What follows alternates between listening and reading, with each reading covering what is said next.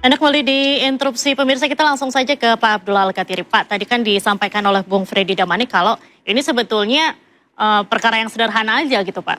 Ya, saya nanggapi dulu ya yang dikatakan Silakan. tadi. Ini bukan masalah KUHP baru dan KUHP lama. Memang itu hanya nomornya yang beda. Contohnya 310 menjadi 433 dan sebagainya. Faktanya ini dengan adanya perubahan penerapan pasal ini, ada pasal yang dicabut. 27A dicabut. 28 nggak ada lagi, 28 ayat 2. Dan yang ditambahkan. Contohnya yang di sini yang saya katakan ada 242, kemudian 243 dan sebagainya. Ini tambahan. Jadi bukannya sesuatu, ini data di depan saya. Saya tidak berbicara atas pendapat ya. Tapi ini data ini di depan saya ini. Bahkan ada 2 sprindik dan sebagainya. Double sprindik itu tidak boleh. Ini bahkan triple. Bukan double lagi, triple. Otomatis jika ada sprindik baru, maka sprindik lama harus dicabut. Konsekuensinya status tersangkanya tercabut, kan begitu. Ya. Kemudian dikatakan masalah simpel, saya juga bingung, saya juga sepakat masalah simpel. Masa membuktikan 1 lembar ijazah dengan 709 dokumen, yang bikin rumit itu kami apa mereka? Kami itu hanya masalahkan 1 lembar. Dikumpulkanlah bukti-bukti sampai 709. Kebayang nggak? 709 surat, bukti surat. Kemudian 130 saksi. Yang bikin kompleks ini siapa sebenarnya? Kemudian ada 25 ahli. Saya yang menangani Anton Permana waktu itu. Itu tidak sampai 15 saksinya. Apa yang terjadi? 1,5 tahun sidangnya. 64 kali. Kenapa? Pada waktu itu pelapornya aja yang biasanya sekali itu kami bikin 1 bulan. 4 kali kami hadirkan karena kami belum puas. Apalagi ini berapa tahun ini. Jadi menurut saya yang membuat kompleks ini siapa? Dengan mengumpulkan ini. Nanti masalahnya itu bukan di ijazah tapi di 709 ini yang harus dipertanggungjawabkan. Okay. Bukti itu biasanya bukti yang untuk digunakan sebagai tindak pidana. Okay. Apakah 709 ini digunakan sebagai bukti tindak pidana? Oke. Ya kan?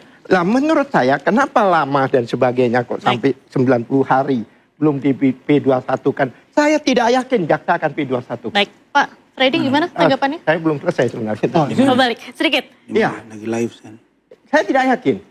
Bahkan SPDP-nya bakal dibalikin dan akan SP3 yang harus dikeluarkan oleh kepolisian. Okay. Kenapa demikian? Ini bukan masalah bukti, bukan masalah surat, tapi ini unsurnya tidak kena, Mbak. Coba pasal-pasal yang baru ini, to the point aja ya. Contohnya 310 ini. 310 ini kan awalnya kita sudah tangkap poinnya. Sebentar. Ya, pasal 242, 243, 28 ayat 2 itu kan barang siapa menyebarkan, mengucapkan ada berdasarkan. Tiga-tiganya itu. Berdasarkan apa? Berdasarkan ras, kemudian golongan, suku, keadaan fisik, tidak ada ijazah. Makanya jaksa kebingungan nih mengeterapkan ini. Oke. Makanya sehingga dikembalikan keluarlah sprindik ini tambang ngawur. Baik, kita sudah dapat poin ini, kita kasih tanggapan dulu. Silakan Bung Freddy. Iya, biarkan itu menjadi kewenangan penyidik dan jaksa peneliti. Ya, apakah tadi beliau nggak ada menyampaikan bahwa dia misalnya sudah mendapatkan P18. P18 itu petunjuk-petunjuk apa? Ya, yang perlu dilengkapi kan begitu. Kalau saya memaknai karena itu petunjuk, apa? Berapa ratus? Iya. Karena itu petunjuk, maka dilengkapilah seperti itu. Maka dilakukanlah itu. Itu kewenangan, kan begitu. Nah, itu yang pertama. Ya, kan kenapa saya katakan ini sederhana? Ya. Ini kan intinya dipertanyakan ijazah. Ijazah sudah dikasih. Datang yang mengeluarkan ijazah, UGM, dibilang asli. Kemudian ijazah ini udah digunakan, di KPU datang KPU bilang, benar. Ya, saksi-saksi, teman-teman. Iya, saya kuliah bareng. Itulah sederhana. Benar itu kemudian datang para tersangka ini mengatakan, ya itu, ijazah itu palsu. Nah, sekarang kan pembuktiannya, selain yang tadi yang saya katakan itu, pembuktiannya berarti benar nggak bahwa mereka mengatakan palsu itu. Itu pencemaran, fitnah. Nah kan sesederhana itu, ya. Kenapa menjadi rame? Ya memang banyak itu karena selain ya dari ijazah UGM ya ada juga ijazah SMA kan begitu. Nah ini di UGM ini juga banyak orang-orang, banyak teman-teman, kemudian ahli juga. Nggak apa-apa kalau biasanya memang kalau sudah diperiksa di penyidik ya biasanya ya itu dilampirin berita acara sumpah. Ya berita acara sumpah nanti supaya kalau tidak bisa dihadirkan di sidang. Ya tapi lebih bagus dihadirkan di sidang. Jadi nggak ada masalah karena ini toh sudah menjadi perhatian publik, sudah begitu banyak, ya publik kita tunggu saja. Tapi sekali lagi, biarkan kewenangan itu, kewenangan penyidik, kewenangan jaksa, biarkan itu menjadi kewenangan mereka.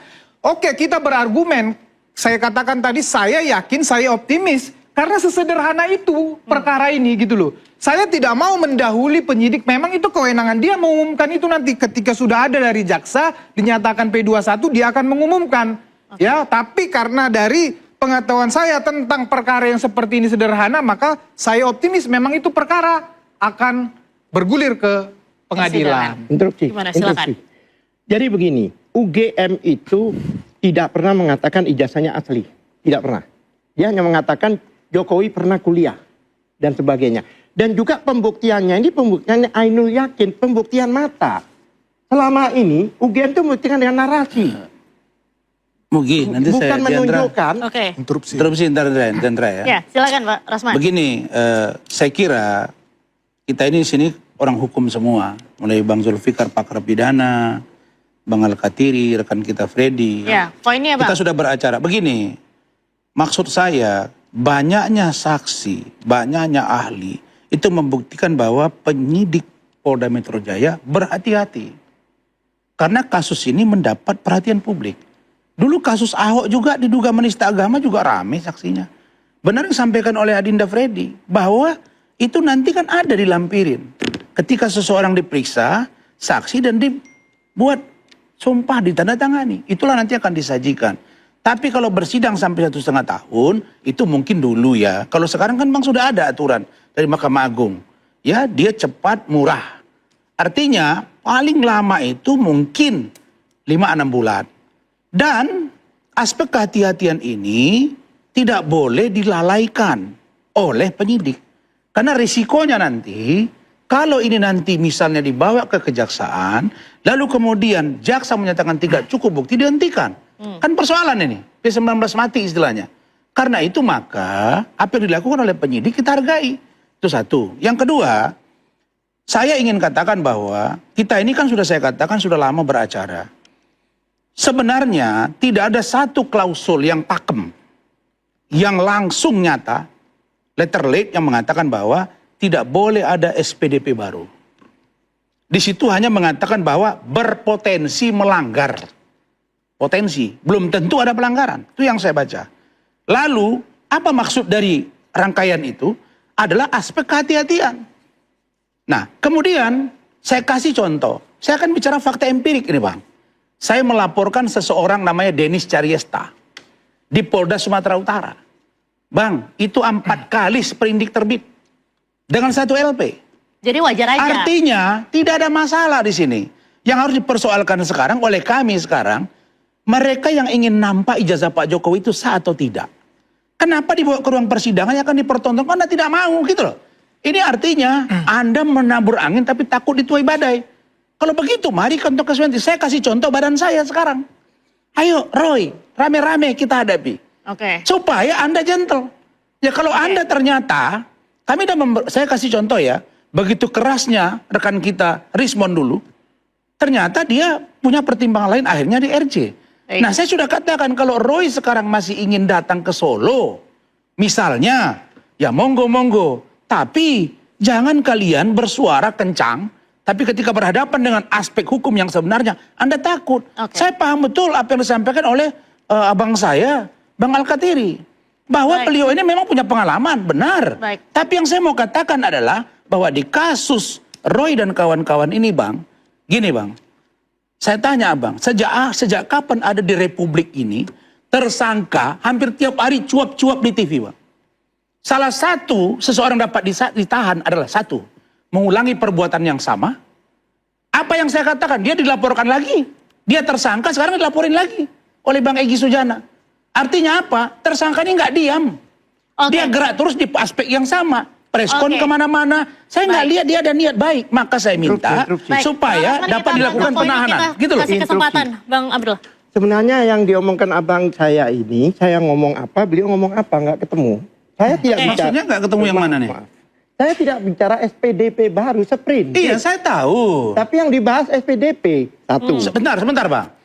SPDP, surat pemberhentian dimulai penyidikan. Ya. Nah, seperindik surat penerbitan penyidikan baru. Ya. Loh, apa masalahnya di situ, Bang? Beda. Enggak, maksud saya kalau kita bicara ruhnya, itu tidak sesungguhnya tidak begitu besar masalahnya. Bicara jasadnya ini. Enggak. Abang kan persoalkan tadi begini. Sprindik yang Iya benar. Saya bisa katakan bahwa itu adalah petunjuk jaksa sampai disampaikan oleh Saudara ini Freddy. bukan petunjuk jaksa. Bisa jadi loh. Kan kita nggak tahu, Bang. Abang tanya nggak ke polisi? Bukan suratnya kan jelas. Iya, bisa jadi poin-poin yang diberikan oleh kejaksaan atas petunjuk dia itu diperbaiki. Maka mereka lakukan. Kalau begitu mereka berpikir, maka gelar ulang mereka. Oke, kalau gitu ajukan kepada kejaksaan, beritahu ada perubahan pasal. Apa yang salah di situ? Ya, jadi itu loh, Bang. kita Itu maksud menegakkan saya, Bang. hukum dengan melanggar hukum. Hah? Siapa yang bilang mereka melanggar hukum? Oke. Nah, kalau abang merasa itu melanggar hukum, maka gini, kalau orang abang menganggap itu adalah pelanggaran hukum, maka salurannya dipakai. Baik, Bang Aras, Apa salurannya? Bawa ke propam, bawa ke misalnya masuk ke objek pra peradilan atau tidak? Ya pertimbangkan. Baik. Ini yang saya tidak setuju adalah kita membawa bola liar setiap hari di media, Ya. sehingga Baik, orang Bang menjadi Hasan. bingung gitu loh. Sebentar. Silakan. Iya, selalu kami itu diarahkan untuk RJ dan Prapit. Selalu. Kami tidak mau Prapit dulu. Kalau Prapit besok selesai. Kami memberi edukasi pada masyarakat. Kami memberi informasi pada masyarakat bahwa ada penegakan hukum yang seperti ini. Dari mana kita bisa mengatakan orang abang benar? Dari mana mengatakan penegak hukum ini keliru? Buktinya, Bang. Kan jawabannya di pengadilan, Bang. Iya, tahu. Wah, gawat ini bahasa abang tadi Buktinya mengatakan ada bahwa ketentuan kami tidak mau kasus ini Yang selesai. seharusnya dikatakan oleh Prof 14 selesai hari di pengadilan, harus Bang. dikembalikan. Ini 90 hari, Bang. Bang, iya, saya kata kalian kan selalu mengatakan ada pelanggaran. Oh, iya. Saya akan tunjukkan. Di mana salurannya, Bang? Satu. Baik. Dan ini Pak Bukan Abdullah, upaya hukum yang benar salurannya Bang gitu loh. Kita akan minta makanya kami pendapat kami dari selaku- pakar hukum pidana Oke. setelah ini.